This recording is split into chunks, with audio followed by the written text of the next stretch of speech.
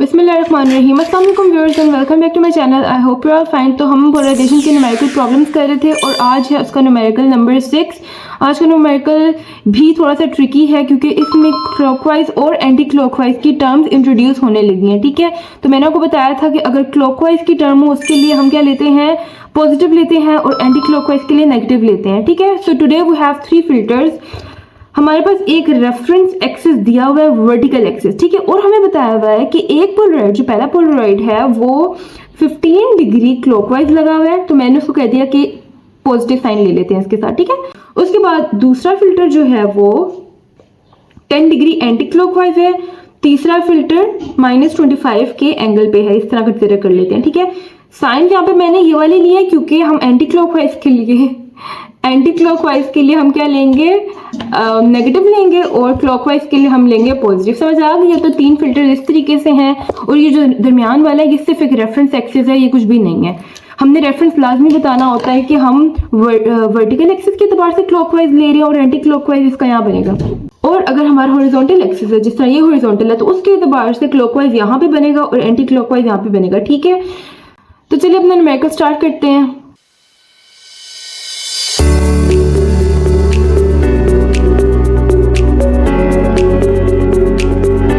Okay, so we have this numerical जिसमें हमारे पास 3 polarising filters हैं। इसको पढ़ लेते हैं। Unpolarise light passes through 3 filters. ये अनपोलराइज लाइट है, ठीक है, जिसको हम आई नोट कहने लगे हैं, और ये इन 3 फिल्टर में से पास करे है। अब हमें इंस्ट्रक्शंस क्या दी हुई हैं।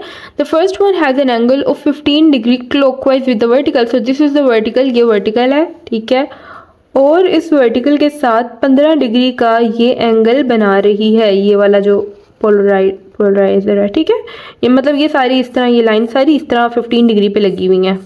ओके, तो ये 15 डिग्री का एंगल बना रही है क्लॉकवाइज। ओके, क्लॉकवाइज होता है क्लॉक की डायरेक्शन में। The second and the third filter has an angle of 10 and 25 counter clockwise to the vertical. So this is the vertical, ठीक है, और इसके एतबार से 10 जा रही है इस तरफ एंटी क्लॉकवाइज, और ये जा रही है -25 जा रही है इस तरफ। तो अगर एक डायरेक्शन के लिए हमने पॉजिटिव कह दिया तो दूसरी डायरेक्शन के लिए नेगेटिव कंसिडर करना पड़ेगा। ठीक है, क्योंकि डायरेक्शन बड़ा मैटर करती है पोलराइड्स में। अब हमने क्या करना है, हमने इन तीनों में से गुजरने वाली जो इंटेंसिटी है वो फाइंड आउट करनी है। अगर यहाँ पे आई नोट है तो यहाँ पे I1 हो जाएगी, यहाँ पर आते आते I2 हो जाएगी, और यहाँ पर हमारी इंटेंसिटी I3 होने लगी है। ओके, तो हमने इन तीनों की वैल्यूज़ निकाल ली हैं। अब इनिशियल इंटेंसिटी नहीं दी हुई, इनिशियल इंटेंसिटी की कोई वैल्यू नहीं दी हुई, तो हमने सिर्फ आई नॉट ही कंसिडर करना है, हम आई नॉट ही लिखेंगे। तो इनिशियल इंटेंसिटी आई नॉट है, ठीक है, पहले पोलराइजर में से पास करते हुए वो सिंपली आई नॉट बाई 2 हो जाएगी, यानी हाफ हो जाएगी। ओके, तो यहाँ पर ये आई नॉट बाय 2 हो जाएगी। ओके, अब यहाँ पर after passing through the second Polaroid, अब दूसरे पोलराइड में से पास करने के बाद, क्योंकि ये पोलराइज हो चुकी है इस ही डायरेक्शन में, लाइक ये इस तरह है, ये वाली जो लाइट है हमारी,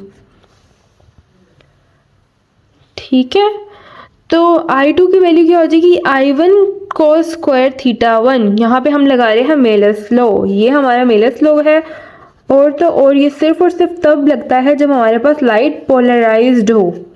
ठीक है, अब क्योंकि इस पोलराइजर में से गुजरने के बाद लाइट पोलराइज हो गई, इस वजह से हम ये लगाएंगे।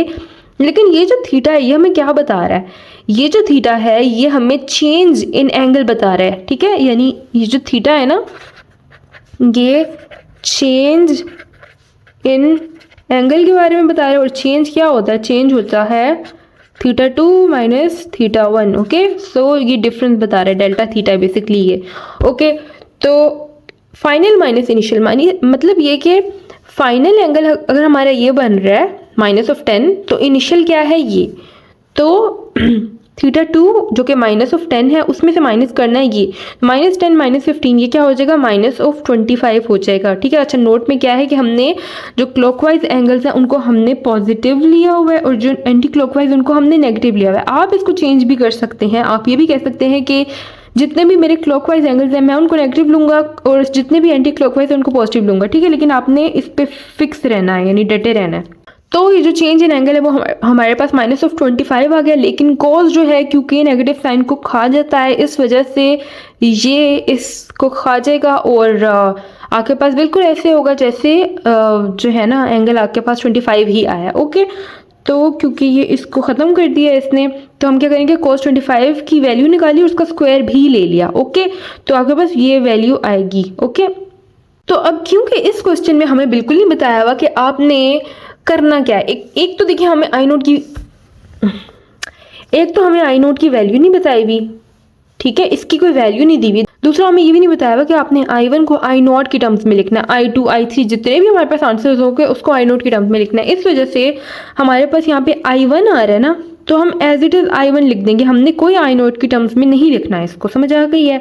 तो आपके पास I2 की वैल्यू आ गई जो कि 0.8 टाइम्स ऑफ I1 है, ठीक है, मतलब I1 से 0.8 टाइम्स कम है। ओके, अब हमने इसकी बात करनी है, जब हमारी लाइट हाँ इसमें से पास करेगी तो क्या होगा।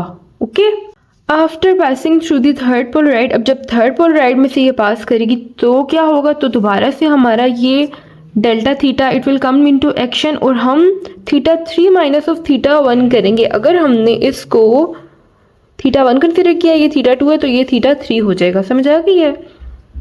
तो हम θ3 जो कि हमारे पास -25 है उसमें से माइनस करेंगे θ2 जो कि -10 है, ये माइनस माइनस हमारे पास प्लस हो जाएगा, ठीक है, और यहाँ पे आएगा -15 हमारा आंसर आ जाएगा। और हमें पता है कि जो कॉज ऑफ -θ है ना, basically it is equal to cos of θ, यानी cos eats up negative sign को, ये ख़त्म कर देता है कॉज, तो ये cos ऑफ 15 ही आ जाएगा। अब यहाँ पे आपने इसकी वैल्यू एज इट इज़ निकालनी है, यानी cos 15 की वैल्यू निकालनी है, उसके बाद उसका स्क्वायर लेना है तो ये वैल्यू आएगी।